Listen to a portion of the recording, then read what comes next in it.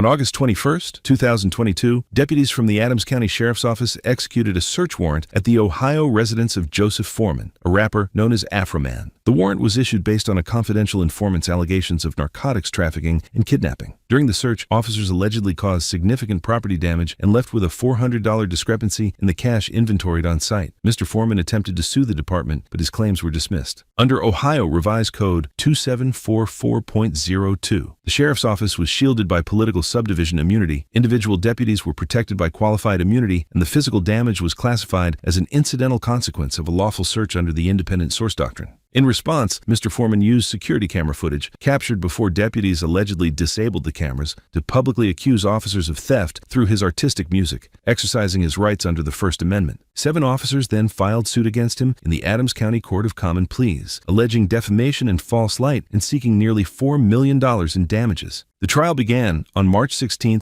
2026. The first witness called by the plaintiffs was Brian Newland, the former deputy in charge of executing the search warrant. After direct examination, Mr. Foreman's defense counsel, David Osborne, had the opportunity to cross-examine him. You were asked questions about a search warrant. Is it correct to say you were the chief in charge of executing that search warrant? Correct. Okay.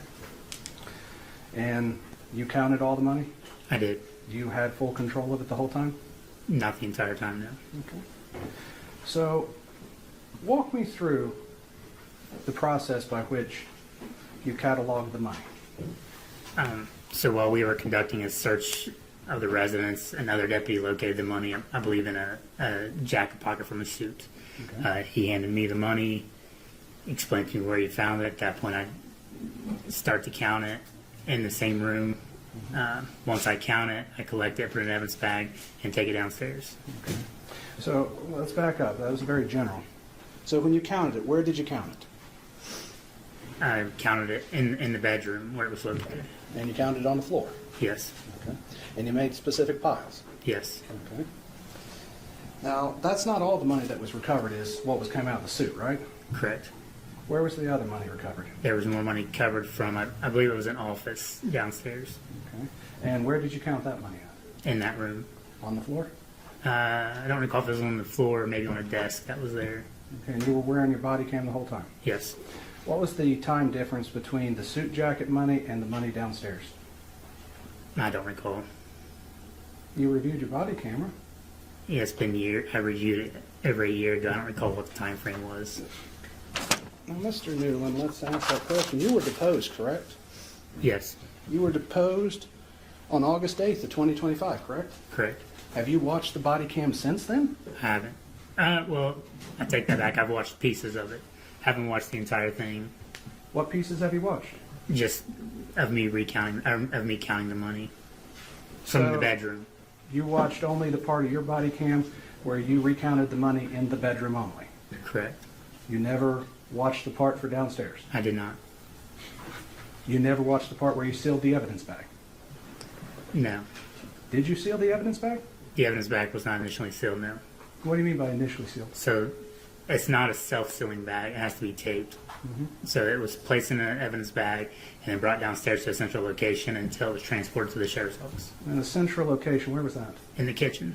And you left it there alone? No. Who did you leave it with?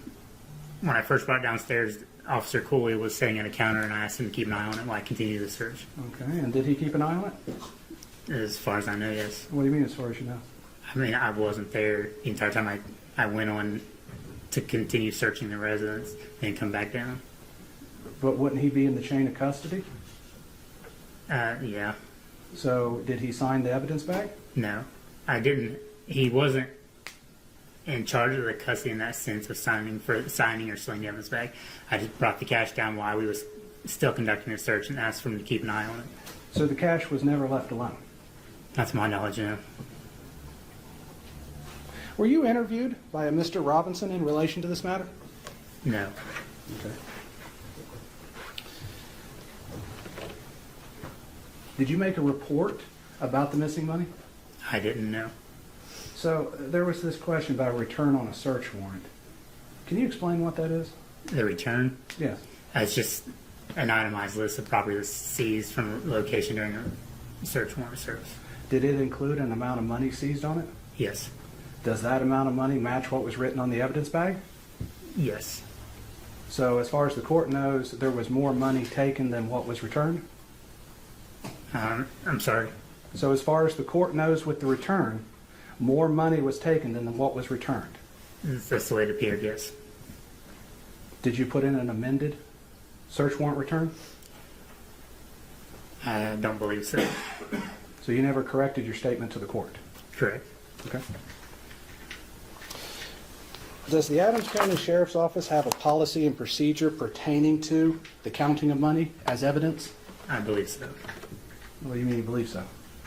I haven't worked there in almost 3 years. Well, before you worked there, did they have one? It was, I don't necessarily know that it was a written policy, but it was to have 2 people count the money. Did 2 people count the money? No. 2014 to 2023. Yes. During that time, when you started the Sheriff's Office in 2014, you reviewed the policies and procedures? Yes. So you would have seen the policy on counting cash. If there was one at the time, yes. I don't recall. So you don't know if there was a policy at the time? Correct. Okay. So how do you know it was supposed to be counted by 2 people? That was the practice that we normally adhered to. It would be counted by one and then recounted by a second.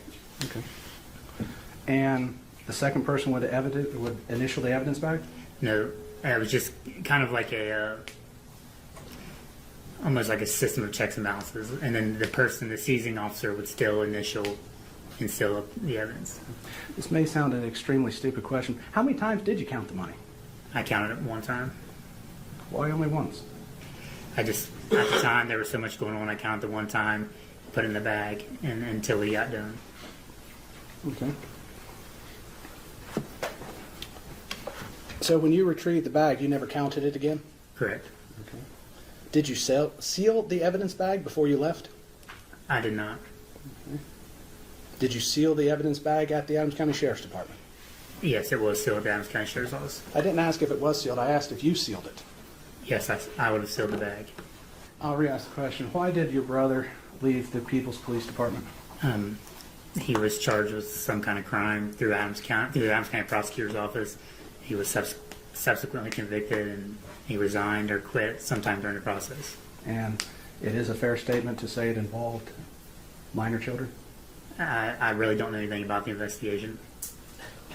You don't know anything about your brother's crime he was charged with? Just what I've seen on Jail Tracker in the past. So you're not close to your brother? I'm not, no. Okay. Are you close to your family then? Yeah, most of my family. Then why not your brother who's in law enforcement? Well, we were both in the Army at the same time, separate parts of the world. We kind of got close again, and then once this, his issues happened, we kind of just drifted apart again. So you drifted apart once he had a criminal problem? Correct. Okay. Well, let's talk about that. Has anybody asked you about that prior to 2022 when he was charged? No. No one asked you about your brother?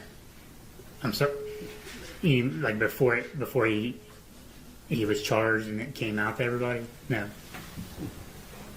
So no one asked you about your brother being charged with a crime? Yeah, after the fact. I've been asked about it. When was the first time you were asked about it then?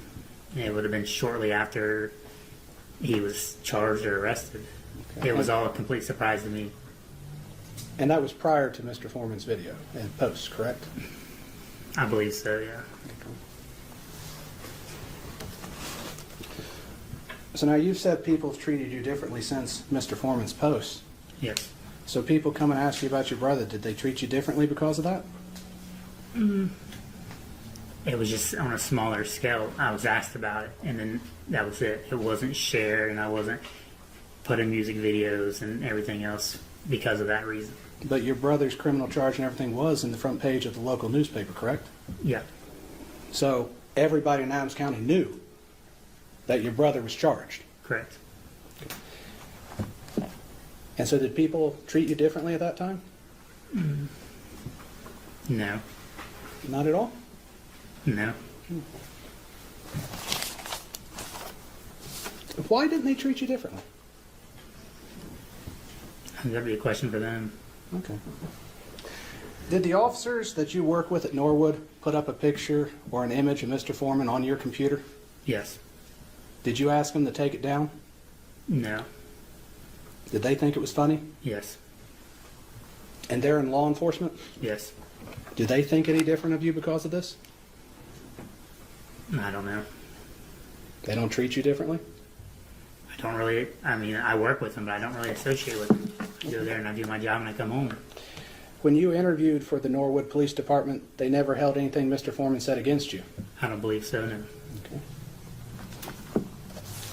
Would it be fair to say it did not affect your professional career then? Oh, it absolutely did. How so? Even if I move locations from Adams County to Cincinnati or to Los Angeles, people still ask if I'm a pedophile. People still ask me what it's about. People still ask me if I'm a thief. But the people you work with do not ask that, correct? They don't ask me, I know. When you were interviewed, your future employer never asked you that question. No. So then when you say it damaged your reputation, you're only referring to people in the public, correct? No. That's just what people in the public is what I know. Maybe people do have bias against me, in law enforcement. I don't know. Okay.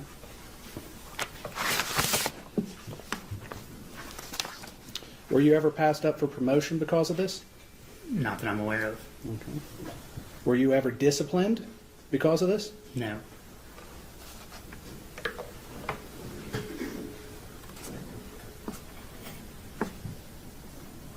And you agree while you're out in the public, people are seeing you perform your law enforcement duties? Yes. And based upon what they see, they will make comments about you, correct? Yes. So how you perform your duties reflects on your reputation? Yes. Now, it's not every time you're in public that people yell and scream thief or pedophile, correct? Correct. There's quite a few times you can have a peaceful meal with your kids and never have any problems. Correct. It's only at certain times this occurs, correct? Correct. Okay. Have you ever been accused before of stealing money from traffic stops? Yes. It was not Mr. Foreman that accused you, correct? Correct. Okay. Now you're claiming that by being called a thief, you were painted in a false light. Yes. And what exactly does that mean? That I was being painted in a false light. You've been accused of stealing from traffic stops before. So being accused of stealing on traffic stops before was when money was seized and forfeited by the courts and no longer returned, and I was quote unquote called a thief. Okay. Never to this extent. Okay. Never to this broad, But you would agree there is some similarity here. Money was seized here too. Correct. Mr. Osborne challenged Mr. Newland's handling of the seized currency by pointing to a failure to follow dual control verification. Mr. Newland admitted that he alone had counted and recorded the funds, with no secondary confirmation. Under Ohio Revised Code 2981.11a affirms that any property that is lost, abandoned, stolen, or legally taken by police must be securely held by law enforcement until it is no longer needed as evidence or for legal use. The defense argued that if the money was truly never left unattended, as Mr. Newland testified, a legitimate $400 miscount was procedurally implausible. Mr. Osborne then introduced evidence of prior incidents in which citizens had accused Mr. Newland of theft during a traffic stop. Under Ohio Rule of Evidence 404b, prior acts cannot be used to prove a person's character, but they may be admitted to establish a pattern of behavior. Here, the defense offered the prior litigation to suggest a pattern of using defamation claims to suppress misconduct allegations, undermining the legitimacy of his participation in the present lawsuit. The defense also introduced evidence of criminal charges against Mr. Newland's brother, a former officer, arguing that the reputational fallout from a close family member's criminal prosecution was a far more plausible source of any damage to Mr. Newland's public standing than Mr. Foreman's satirical music. The next plaintiff witness was ex-deputy Justin Cooley. After attorney Robert A. Klingler, Mr. Osborne started his cross-examination. Justin, I'm going to start with a couple of things first. So, you were deposed by me, correct? Correct. And that deposition occurred on August 6, 2025? I believe so. And you were seeing a doctor at that time? No. So you have gone... Well, I'll correct my statement. I had went to the doctor one time before that. At that time, I was hiding my mental health. Okay. You know, you don't want that to get blasted, you know. So you went to see a doctor over your mental health? Correct. And, sorry, I'm going to call you Justin as we have That's fine. two police. That's fine. Justin, Yep. I asked you if there was ever a post that singled you out. Would you sir. please take a look at what's been marked Exhibit A? Yes, sir. Is that the post you're referring to? Yes. And There was other posts, but this was one of them. Yes. And so, when you're... So this was the post that singled you out where you were called... I said this was one of the posts. Let me get there. Okay. You're called Deputy Phil Dipshit Receding Hairline Collins. Mm-hmm. Is your name Phil? No. Is your name Collins? Nope. So, you're telling me you had a nervous breakdown over being called a dipshit with a receding hairline? No, I had a nervous breakdown because I was getting death threats from my family because my picture's on here with a bunch of accusations that are not true. Since you talk about death threats, let's explore that for a second. Was anybody ever charged for threatening you? No, But threatening an officer is a crime, I thought so. but no one was ever charged, Yep. even though you had all these death threats. Yep. Did you have an issue with that? Yes, I did. Kind of felt let down by the sheriff's department? Absolutely. That was one of the factors of why you quit, wasn't it? No, it wasn't. It wasn't. No. I will say that I was upset about this, yes. But at that time, I was losing a mental health battle. So, also then in that question, you're saying the only reason you resigned from the Adams County Sheriff's Office is because of the post to Mr. Foreman about dipshit receding hairline. No, I never said that. So there is more reasons than just Mr. Foreman that caused you to resign. I said my mental health came into question, and I felt it was the most responsible thing to do. Justin, I'm going to ask this very plainly. Okay. Was there more than one reason why you left the Adams County Sheriff's Department? I've already answered that question, and I said yes. Okay. So there is more reasons then than Mr. Foreman that caused you to leave the Sheriff's Department. It had to do with the handling of this case. I wouldn't trust him with methamphetamine crack ass alone in my house. So I find that pretty insulting. that statement is what That's- you're suing on. Well, no. I told you this is one of many. Well, and that's why we're trying to You find. keep trying to make it singular. I'm telling you it's not singular, it's plural. Okay, and so one of them is dipshit, one is receding hairline, Yep. and the other is meth heads. Yes. Is there any more? Well, when he's sitting there making accusations against the organization that I, at that time, was working for, destroying community trust, all based off of a lie, that's what ultimately stopped. And that's community trust in the Adams County Sheriff's Department, correct? Yes. This would be plaintiff's exhibit number 8. You said you saw this sometime after. Yeah, it wasn't the day of. It was sometime after. I don't recall. How long after? Within a week, I'd say, probably. But you're not identified in here? No. And it just talks about the department in general. Correct. It just talks about a guy that hit Mr. Foreman's mailbox. Correct. And you didn't hit Mr. Foreman's mailbox? No. Okay. Were you ever disciplined because of what happened in the raid? No.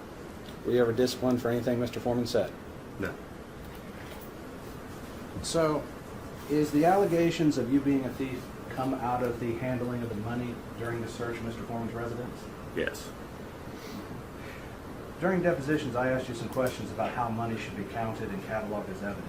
Can you explain the process to me of how you count and catalog money as evidence?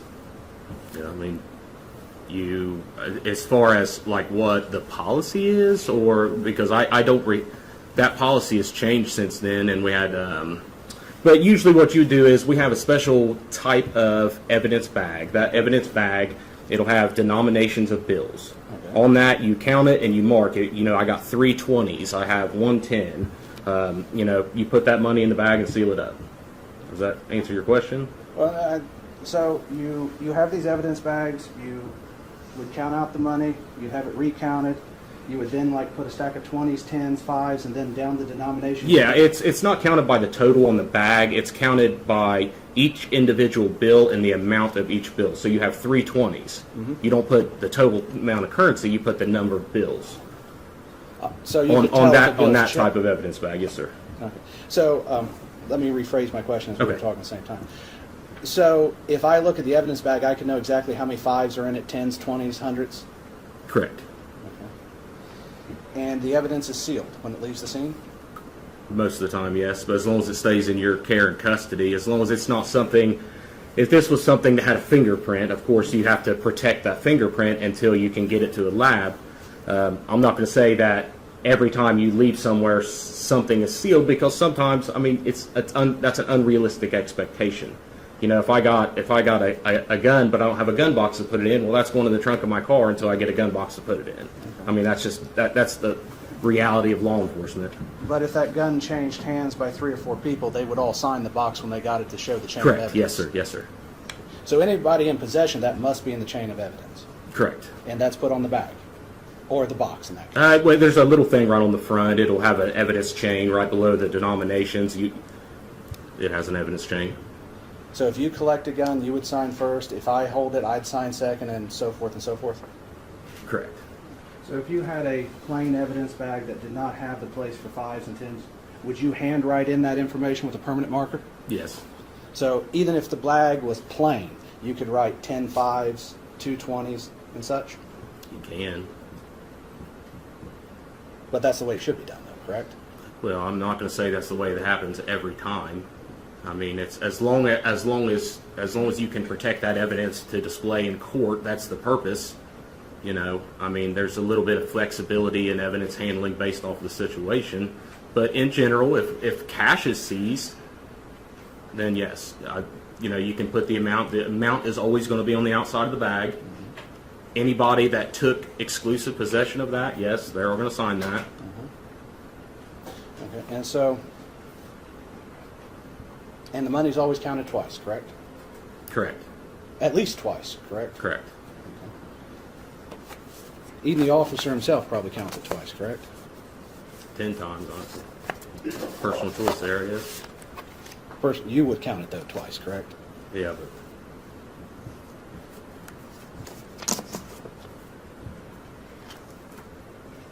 Did you ever have possession of the money during the search of Mr. Foreman's home? to be honest with you, I don't recall. I don't believe so, but I don't recall. Ex-Deputy Justin Cooley alleged that Mr. Foreman's content created a highly offensive public impression of him. Under the standard established in Welling v. Weinfeld, which protects an individual's inner peace and dignity, Mr. Cooley grounded his defamation and false light claims. Because he served as a law enforcement officer, however, he is classified as a public official, and under the landmark precedent of New York Times Company v. Sullivan, that classification required him to prove actual malice, clear and convincing evidence that Mr. Foreman published his content knowing it was false or with reckless disregard for the truth. Mr. Cooley identified specific insults from the videos as the basis of his claim. The defense responded by arguing that such language is protected under Article 1, Section 11 of the Ohio Constitution, and applied the Vail test, Ohio's framework for distinguishing actionable fact from protected opinion, to argue that a reasonable viewer would interpret the content of a satirical music video as hyperbole rather than factual assertion. The defense further noted that Mr. Cooley produced no medical documentation to support his emotional distress claim, a significant evidentiary gap given that Ohio courts generally require objective medical evidence to sustain a claim for intentional infliction of emotional distress. Under the substantial truth doctrine, the defense argued that because the department's own internal findings confirmed a financial discrepancy had occurred during the raid, Mr. Foreman had a good faith factual basis for his public skepticism, defeating the element of falsity required to sustain Mr. Cooley's claim. The third plaintiff brought was Sergeant Michael Estep. After the examination, Mr. Osborne had the opportunity to cross-examine him. And so you wear a uniform while you're on duty? I do. And you were a sheriff's deputy in 8/21 of 22? I was. Okay. And people have criticized your duties before, correct? Yes. And you've been called a lot of names by people in 24 years, correct? Oh, yeah. Things worse than a thief, correct? Name-wise, but not not as detrimental how people look at you. I mean, you're seeing, people calling you names directly, but not put out there to be detrimental in something that is criminally related. So people have come up to you and asked you if you were a thief. I've had phone calls and I've had it happen. When was the first time that happened? To you personally during your career? In my entire career, Yes. I never had anything until this came about. You never had anybody Not ask you told me. about being a thief and when No. your wife was charged with theft? No. When your wife pled guilty to stealing from her employer? Tell me why you would do that to the jury. Your Honor, I would Why ask you do this. that to the jury? Your Honor, I'm asking a question that builds on his reputation. He says he has never been called a thief before, yet he keeps saying that everybody treats him differently. This goes to his reputation. He is used to this. Has happened before. To say that this is the only thing causing the problem has ever hurt his reputation, he's opening up the door so that I can ask the question about what's affecting his reputation. So restating the question, Mr. Eastep, your wife did steal from her employer, correct? Yes. And it was a felony sum of money, correct? Yes. Which is over $1,000. Yes.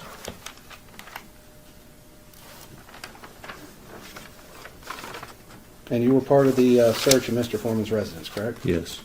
Did you ever have any contact with the money? I noticed some money in a coat pocket and I pointed it out to Detective Newland. And is that the money that Mr. Newland testified earlier that was upstairs? That should have been some of it, yes. I didn't do the collection of it. You just pointed it out in the pocket? Yes. Another officer took it out of the pocket? I assume. Okay. Do you remember which officer you pointed it out to? I told Detective Newland.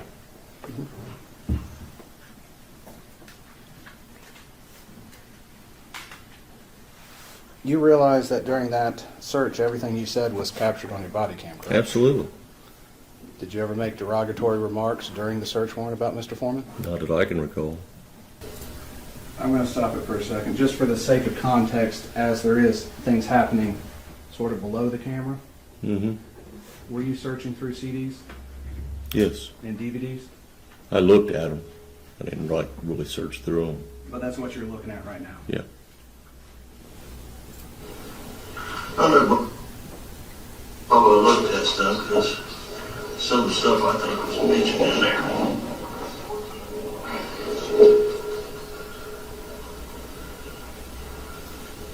Well, he just denied it. Says. 375. On your body cam during an official search, you called Mr. Foreman a sex addict? I couldn't clarify. I heard addict. I couldn't clarify. Would you like me to replay it? Yeah. Well, he just denied it. Says. Were you able to hear at that time, Mr. Yeah. Eastep? Would you agree that you called Mr. Foreman a sex addict? Yeah. Okay. You would agree that this is a public record? Yes. So the body cam is available to the public? Upon request. Okay. And Mr. Foreman cannot edit any of it, can he? No.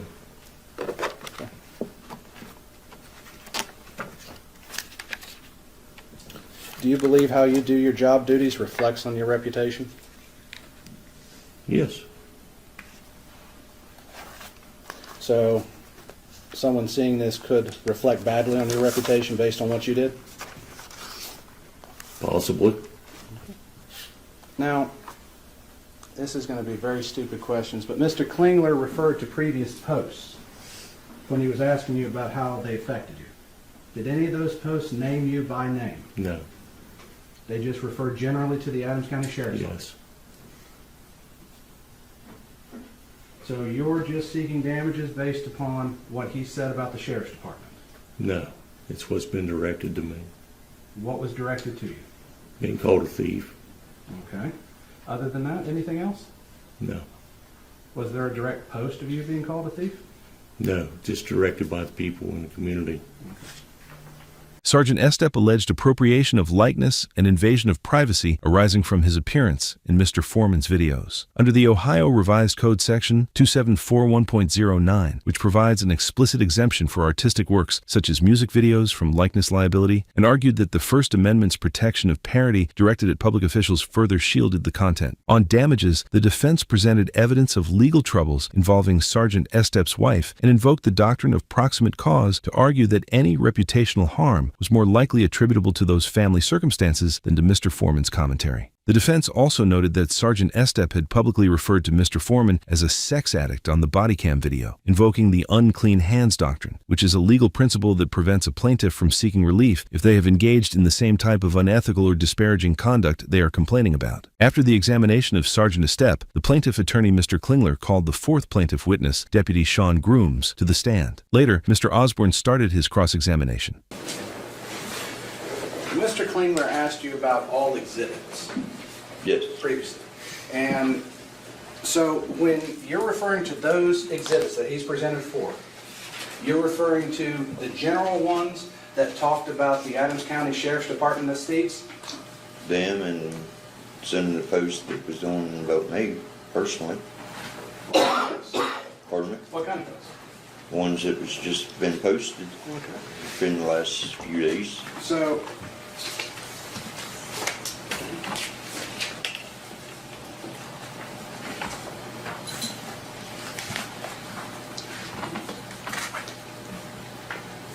and you've been in law enforcement between the West Union and Adams County Sheriff's Department for 21 years. Correct.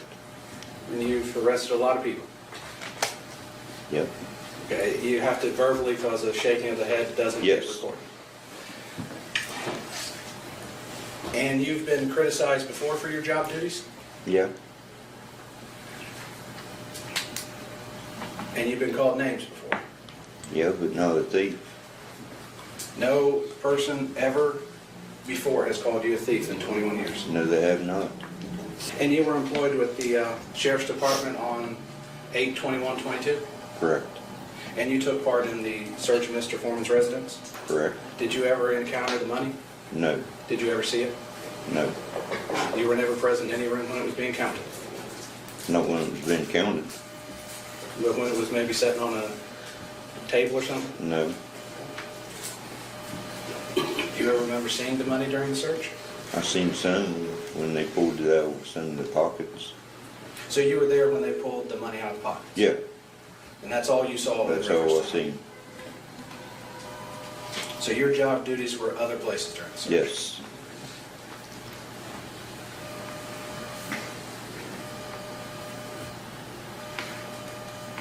Have you ever been disciplined due to anything Mr. Foreman said?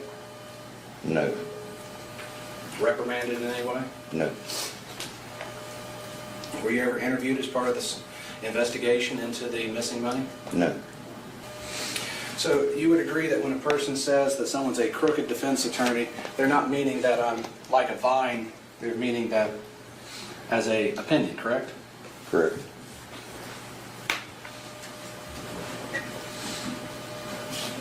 Would you agree that when someone calls you a thief, it might be an opinion of theirs? Can be, yeah. Same as if when people say crooked cops, it's just an opinion? Yeah. And so is your entire claim for false light that you were called a thief? Yes.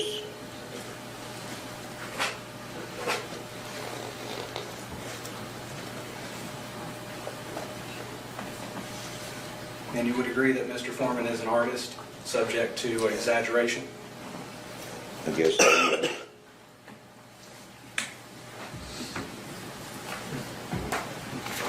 And just for the sake of question, nobody would ever think you're Quasimodo from the book, correct? I don't guess. They, people think different things. Have you ever taken the chance to talk with the local newspaper, the People's Defender or Informer, to tell them your side of the story? No. So how long before you filed the lawsuit through your attorney did you send the cease and desist letter to Mr. Foreman? It was whenever he sent it. when my attorney sent it to him.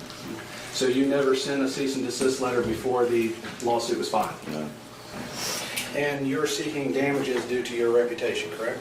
correct? Your reputation in the community locally. Correct. So you don't care what people think of you in Australia? Not really. Would you agree that everything you do as an officer reflects on your reputation? Yeah, All the good and the bad? yeah, Anything wrong you would have done would be a stain on it? yeah.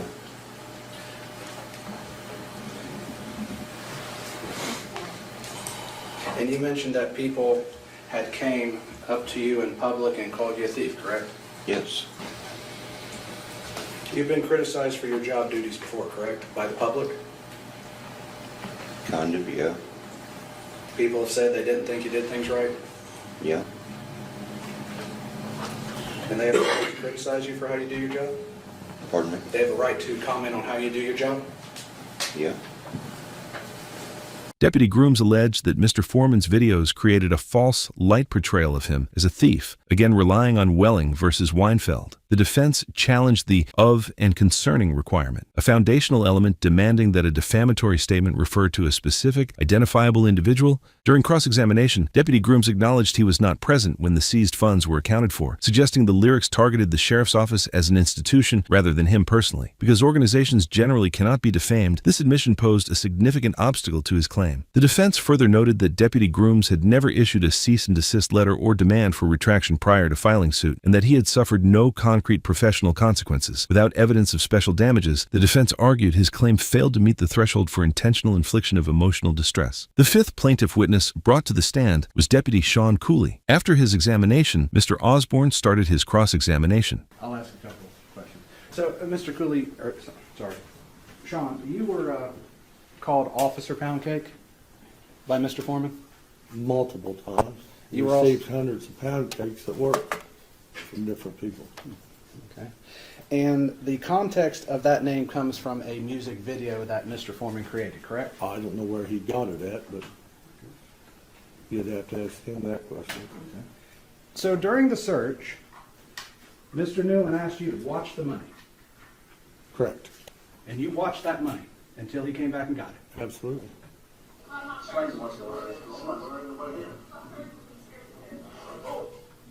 Let me rewind this a second. Looking at the table here in the bottom right-hand corner, Mm-hmm. is that the evidence bags with the money? Yes, sir, it is. Those were the evidence bags you were just testified to, that you watched the entire time for Mr. Newland? It's a evidence bag, yes. So it's not the money evidence bag? It is the money evidence bag, yes. Okay. And you're watching it right now, you're looking at it? Yes.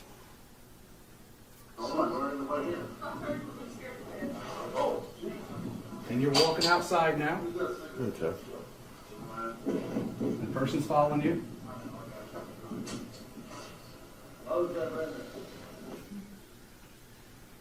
Sean, it would be a fair statement to say you didn't watch that money the entire time that Brian Newland left it in your possession, correct?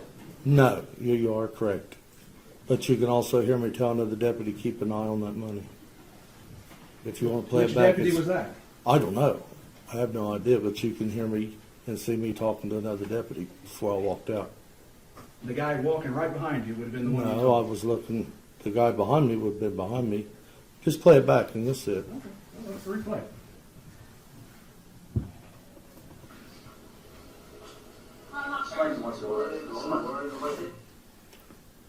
Did you hear it say, "What's the money"? No, Before it that's- said, "I'm not worried, there's no one in there." Yeah, that's what you said. That's why I said yes. Yes. So the person asked you about watching money. You said you weren't worried because no one was in the place. It does appear that way, yes. People, during your significant time as a law enforcement officer, the public has criticized your duties, correct? Yeah, some, yes. You've been called a lot of derogatory names. Not really. This may sound stupid, but I believe it applies to myself. We're not the thinnest people in the world, are we? I'm gonna call you fat, but okay. I was calling myself fat. But you would agree that we're not thin people. Absolutely. And you would agree that how you conduct yourself during a search and everything reflects directly on your reputation? Absolutely.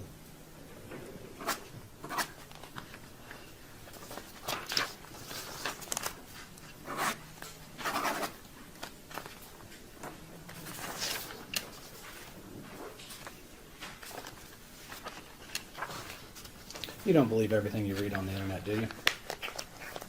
No. You actually probably don't believe everything you read in the newspaper, do you? No. You would agree that Exhibit D that I played, the song Lemon Pound Cake, is a music video for entertainment? There again, he made accusations that I smoke weed on there, which I don't. So that was a lie as well. So you are suing based upon him saying you smoked weed in a song? No, I'm just saying that So that goes statement along is with not some part the of this other edits lawsuit? he's done. Let's let him finish. Okay.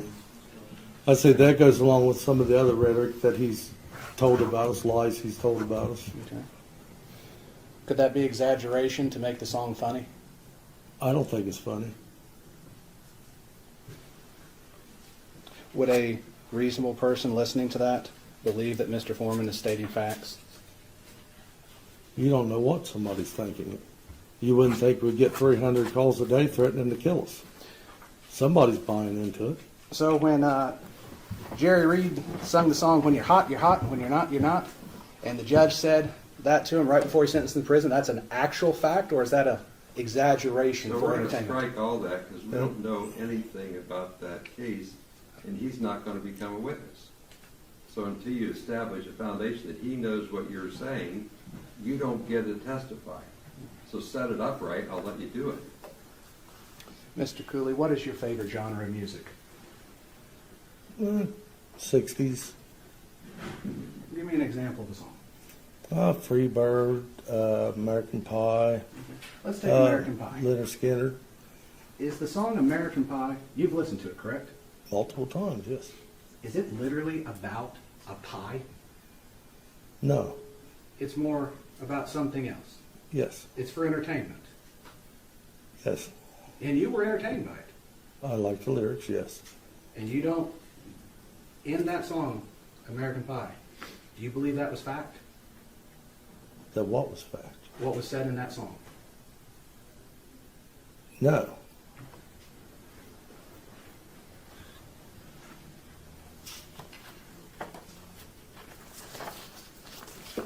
This may sound stupid, but when people talk about dirty defense attorneys, are they just saying I didn't wash my suit, or are they exaggerating? I don't know what's on their mind. It would probably be an opinion, though. There again, I don't know. Maybe they know something on you. Like I didn't take a shower that day? Yeah, that or you've done something you shouldn't be doing. Oh.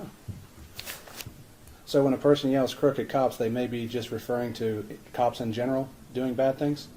It could be. Okay. Expressing their opinions about what they think? They could be, yes. Okay. So I'm going to get this straight. So you're saying that being called Officer Pound Cake has colored you in a false light, correct? No. Okay, so being called Officer Pound Cake has nothing to do with this lawsuit. No. So the only thing that you're saying painted you in a negative light is the general comments calling the Adams County Sheriff's Department thieves, No correct? calling me a thief. So there is a specific post that calls you a thief. There's photographs of me on it, and he's accusing all of us of being thieves, so that incorporates me as well.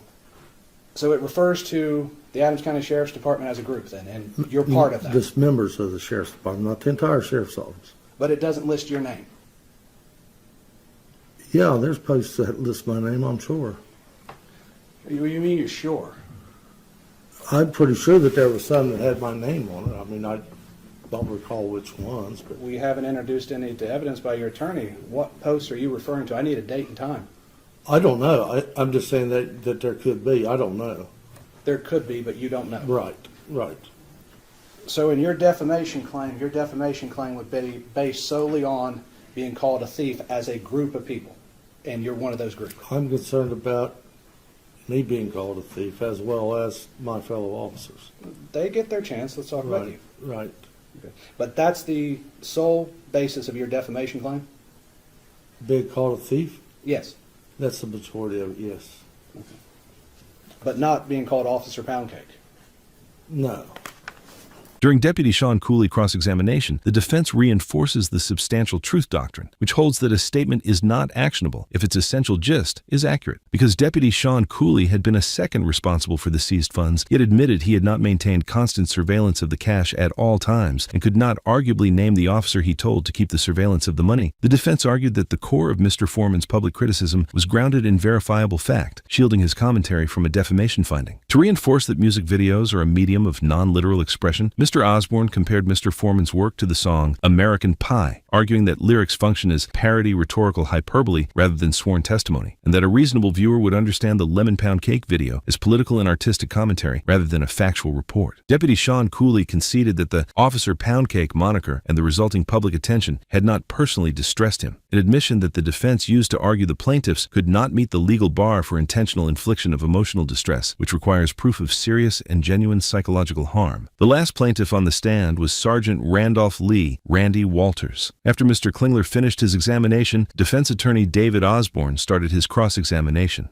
So you were called a couple names by Mr. Foreman, one of those being, what was it, Beetle Bailey. Yes, sir. Does anyone believe you're Beetle Bailey? Probably not. That's a drawn cartoon. Beetle Bailey is a cartoon that's in the newspaper. Sure. Been there for years. So that would be an exaggeration. Okay. And when they call you a son of a bitch, that would be an opinion? I'd say that would be an opinion. Okay. Because there's no way we can prove whether you're a son of a bitch or not. Nah, she's been dead for years. I'm sorry. I am sorry about your mother on that. I am. But you would agree, though, that when someone calls someone a son of a bitch, it's not necessarily a statement of fact. It's more a statement of opinion or a description of a person. Sure. Okay. The same thing with being called, I think it's Gomer Pyle. Yes. No one would think you're Gomer Pyle from the movie. Obviously, that's a character in a movie. Yeah. But you're not that person. No.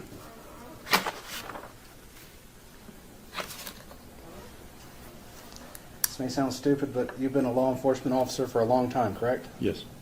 You've been called many derogatory names, correct? Over the years, yes.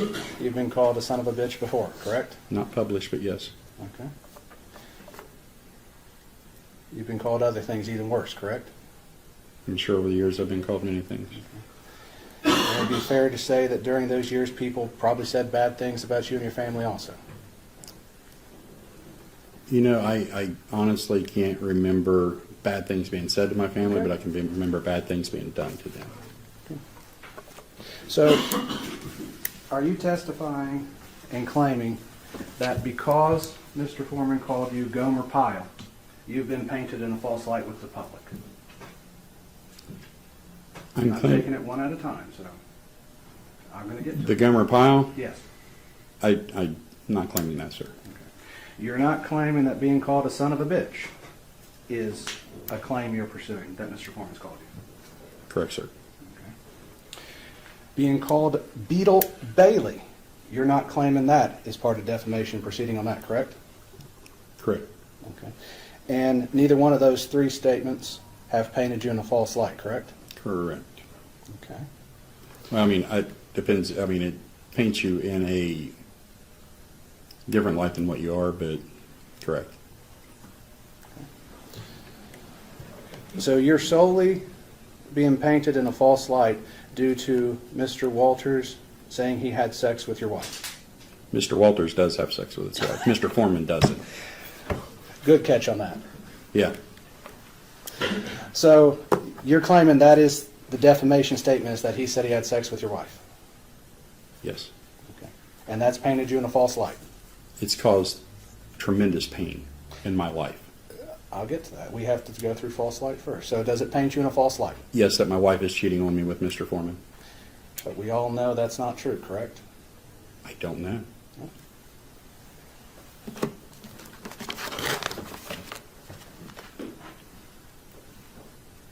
Wait, you don't know if your wife's cheating on you or not? You want to go there? No, I just want to ask that question because you said we don't know. I just Been need with the that answer. woman since middle school. I know. I would hope she wouldn't. But you know what? Once somebody puts it out there for their fun and entertainment, it's out there. And it's a problem. So it's something we cannot verify the truth of?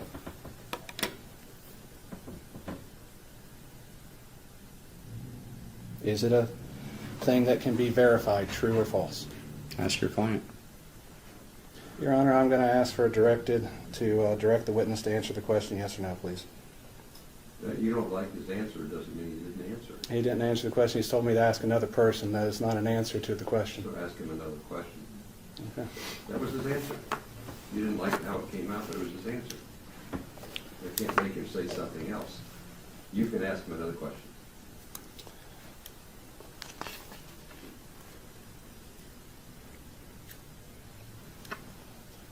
And so are you claiming that Mr. Foreman saying he had sex with your wife is a private fact about your life?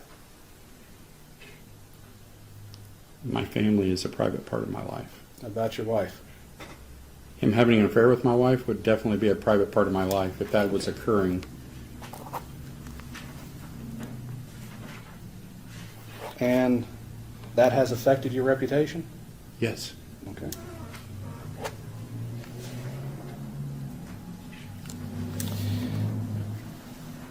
And so, am I right in concluding that the other final statement that you are claiming that Mr. Foreman said about you that painted you in a false light is that you're a thief?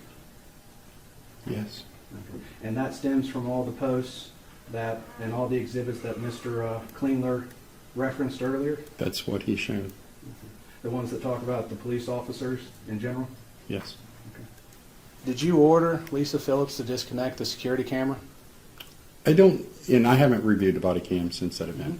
I know that the intent, if I can, for the camera system is, in speaking with Detective Newland, that they thought there was some type of operation of narcotics transfers there, so it would be obvious that if there's a surveillance system, that would be on it. That camera system was disconnected with my multi-tool by Sergeant Phillips. I will trust in the fact, because I have not reviewed it, that I said, hey, disconnect it. I don't know for sure that I did, but I know that she used the multi-tool to disconnect it, and it was placed in the central area in that room for evidence to be collected, because it was to be collected. Because obviously, if you thought something was going on in the residence, you collect the surveillance system, you go later and get another search warrant. I didn't find out until a couple of days later that that was not actually collected. It was left at the scene, Yes. but it was disconnected. Yes. And you were To standing take there his evidence. to take his evidence. Yes. But it was not taken as evidence. It was not. So the only thing taken as evidence, significant evidence, was the cash. There was a jar of marijuana that was found in like the ball cap room, some cash, and some vapes, as I remember.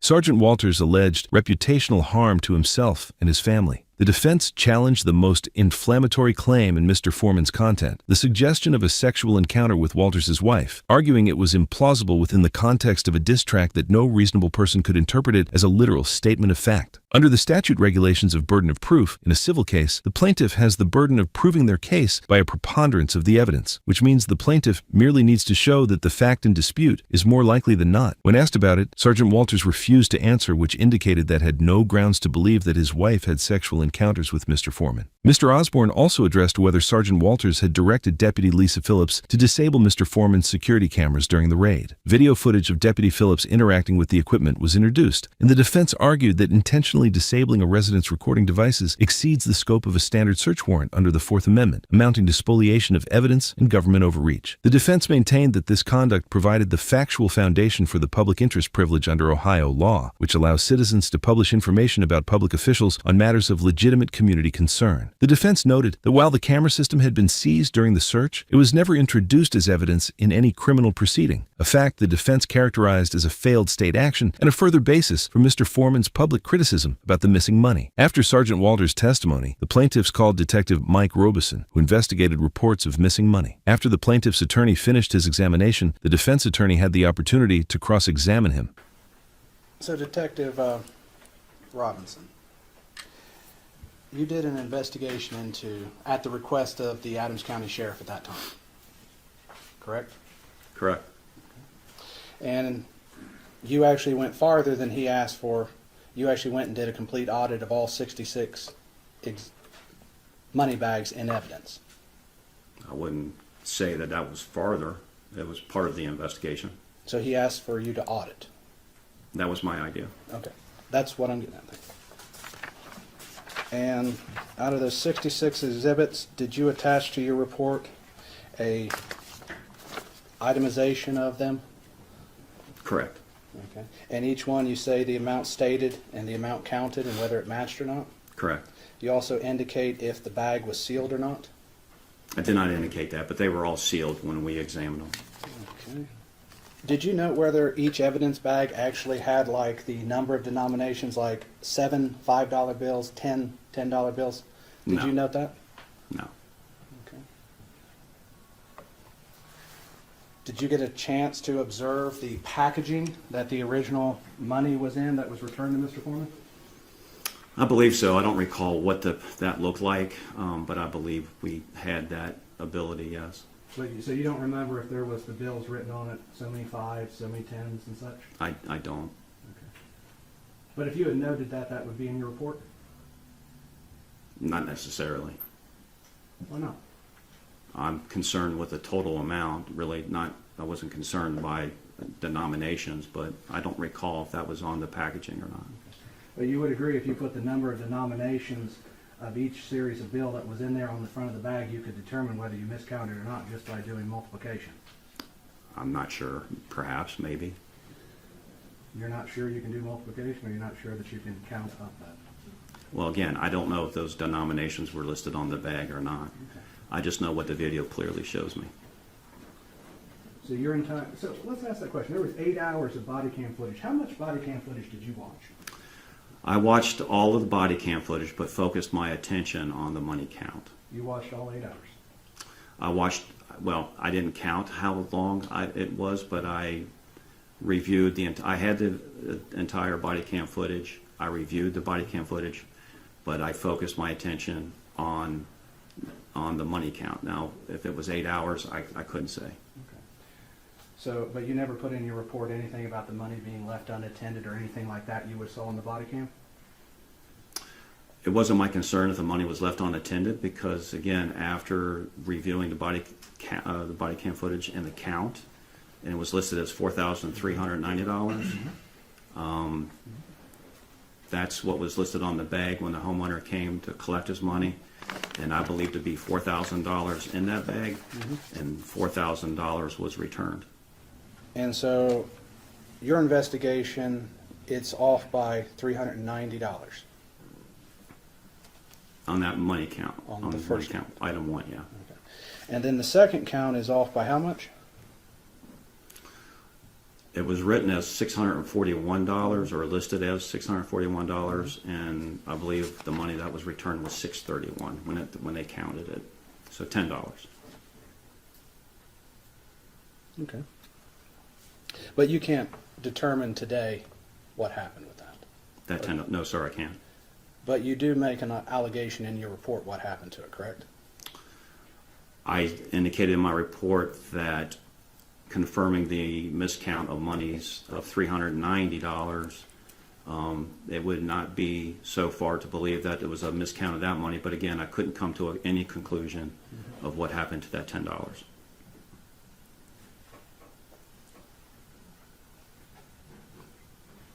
So when you said in your report, therefore, due to the history of proven miscount of money with item 1, it would not be so far as to believe a miscount of money occurred in item number 2? Correct, that's what I wrote. But you never put anything in here after that that said that you could not determine that, and that was just your guess. Well, I certainly couldn't determine it, but I didn't. That's not written in my report as word for word what you indicated. Well, if your report's open to the public, shouldn't it be accurate? It is accurate.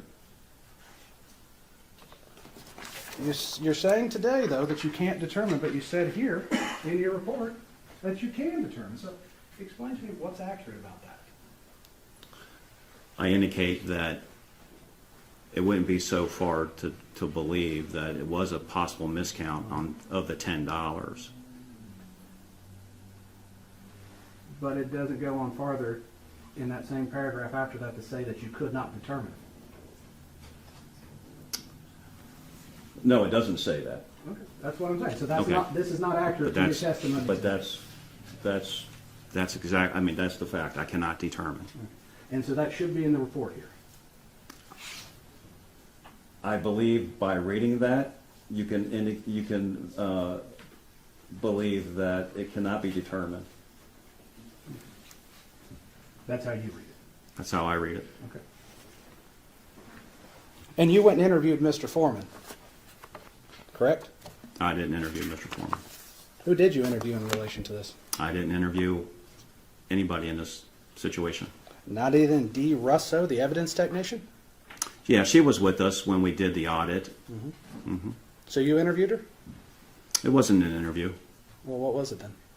just indicating of what, providing what we needed as far as the audit concerned and the money count. And she was with us when the money was being counted. So not to be mean to Dee, but so she was what, just fetching and carrying the evidence for you? Well, she's in charge of the evidence property room, and that's how we made contact with her. But you didn't sit there and ask her what she saw when she counted the money when it was returned to Mr. Foreman? I didn't ask her that, no. Okay. I'd like you to look at the second to last paragraph. I submitted a subpoena for the raw footage from Channel 19. Why would you submit for the footage of a news agency when you could have interviewed one of the people standing in the room there because she was with you the whole time as the evidence technician? Well, I thought the raw footage may involve some assistance in while counting money, so that footage was in reference to the money being counted or returned to the homeowner. So that footage is more important than a witness who stood there, who had power over it, whose duty was the responsibility to watch that? I think video and audio are just as important. Just as in this case where it's clear for item number 1 with a miscount of the 390. Okay. But your audit showed a discrepancy of over 10% of all of the money and evidence, correct? I think it was 66 items and 7 discrepancies, with the largest one being $5. So whatever that percentage is, Okay. So roughly about 10% then. roughly. And each one of those was only off by less than $10 either way, correct? Yes, less than $10, $5 and less, yes. Okay. So even by your own audit, the second count, which is off by $10, is actually even an anomaly compared to the other 10% that was miscounted. I'm not sure what you mean by anomaly, or are you saying it's unusual, or? No, let's not get to unusual yet. So Detective Robinson, you found the news article of interest? Is that correct? Yes. More interest in interviewing anybody who was there, Brian Newland, Mr. Foreman, or anything? I didn't find it necessary to interview them. Okay. So this news article, though, would have occurred before Mr. Foreman got back his money, correct? All I recall and what I documented is that it was a week after the search warrant execution. Do you even know when he got back his money? Not off the top of my head. So you don't know if he got it back a week or 10 months later? Is that correct? Well, he didn't get it back a week later. So but when he got made it- that statement, I he can't did not have his recite to money, you. correct? I'm sorry.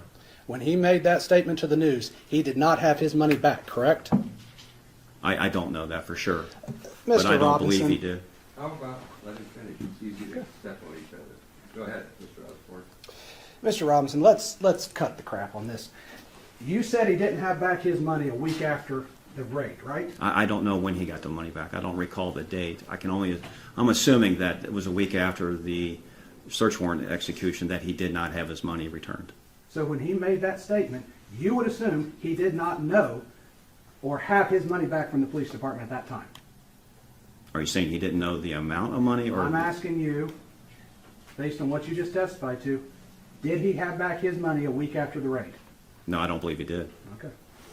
The defense cross-examined the internal affairs investigator, Detective Mike Robinson, who had reviewed the $400 discrepancy. Detective Robinson acknowledged that his report relied almost exclusively on body camera footage and that he had not interviewed the deputies involved in the cash handling or any witnesses present at the scene. He was also unable to recall specific bill denominations or the exact date on which the funds were returned. The defense argued that these gaps reflected negligence in the audit process and, more importantly, that the admitted existence of the discrepancy gave Mr. Foreman a good faith factual basis for his public claims. Under the substantial truth doctrine, a statement is not defamatory if its essential gist is accurate, and because money had in fact gone missing while in police custody, the defense maintained that the actual malice required for a public official's defamation claim could not be proven. For last on the stand, the defense called their only one witness, Rhonda Grooms. Ms. Grooms is the ex-wife of Deputy Sean Grooms, who by the time of the search warrant, they were still married. Mr. Osborno had the opportunity to examine her testimony. You've worked with kids for how long?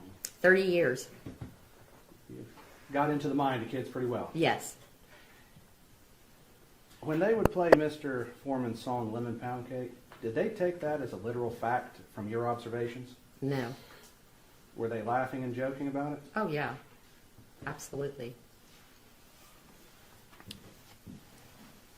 Are you familiar with the song WAP? I think I've heard Oh, sorry, it. no, strike that. I'm going to give you the complete song Okay. and then summarize it because I only want to say it once. Are you familiar with the song Wet Ass Pussy? Yes, Is that a rap song? it is. Has your students played it in class? Once, and I asked them to please turn it off. When they were listening to it, did they think that was fact? No, So they didn't think that that was depicting anything in real life? no, So you didn't have to teach them that wasn't real? right. No, I did not. You've heard the song, correct? Mm-hmm. Yes. Do you believe it's a literal interpretation? No, Would you agree it's derogatory towards women? no, Even though it says nasty things about them? yeah, no. I mean, it's the artist's opinion, I guess. That's the way I feel. Maybe not an opinion you like, but... Yeah.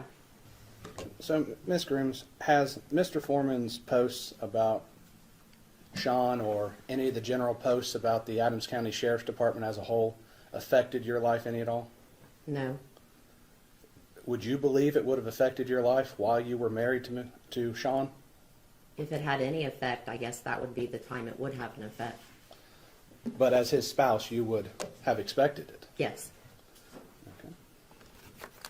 And I don't want you to go into too many details, but is it fair to say that Mr. Foreman, the posts about the police department and everything had not a damn thing to do with your relationship between you and Sean and why it came to an end? No, it did not. So the posts never affected your life, never affected your marriage? No. Okay. So any statement to the contrary would be false? Yes. Mr. Klingler asked you about your students. Your students saw the posts Yes. and they articulated it to you? Yeah. Just say, hey, I saw your husband in this video. Students can, would it be a fair statement to say children can be mean? Cruel? Absolutely. You've seen instances of them being cruel? Absolutely. Are they cruel to both other students and teachers? Yes. I don't like bringing up sensitive subjects, but has any of your students ever been cruel to you in the past? Oh, yes, definitely. Would it be fair to say they've said some pretty mean things? Yes. You see, I'm trying not to ask you what they are, but are they shocking names? Coming from my students, I mean, in all honesty, it's, when they're mad at me because they didn't receive an A, yeah, they get mad. And they lash out. Yes. But they're not calling names a fact or anything to No, you. no. And they've seen these posts. Yes. Did your students treat you any differently? No. So, could you point to any instance where a student treated you differently due to the posts? No. Ms. Grooms testified that Mr. Forsman's music has no effect on her private life whatsoever, adding that she didn't take it literally. Under Ohio Rule of Evidence 607, any party may impeach a witness's credibility, and her account directly contradicted the plaintiff's sworn claims of humiliation and emotional suffering. The defense argued this testimony showed the content failed the highly offensive to a reasonable person standard required for a false light claim, and that the plaintiffs could not meet the serious distress threshold established in Yeager versus Local Union 20. On March 18, 2026, Joseph Foreman was found not liable on multiple civil counts, defamation and invasion of privacy. Unlike many defendants in similar legal battles, Mr. Foreman did not face a judgment or damages and maintained his right to use his home security footage in his creative works. This case illustrates how important it is the information of a confidential informant and to understand the depth of the charges accusing someone. Over the course of cross-examination, Mr. Osborne walked the jury through multiple flaws in the officer's reasoning for the charges. From their conduct with the money as evidence throughout the incorrect allegedly of defamation and false light accusation. During the cross-examination, none of the plaintiffs had to be disciplined, lost a promotion, suffered any type of injustice, or damaged their reputation because of Mr. Foreman's artistic expression. By highlighting these facts, the defense sought to show that this lawsuit was not a case of looking for justice, but a shakedown looking for profit. Ultimately, the jury cleared Mr. Foreman of all charges.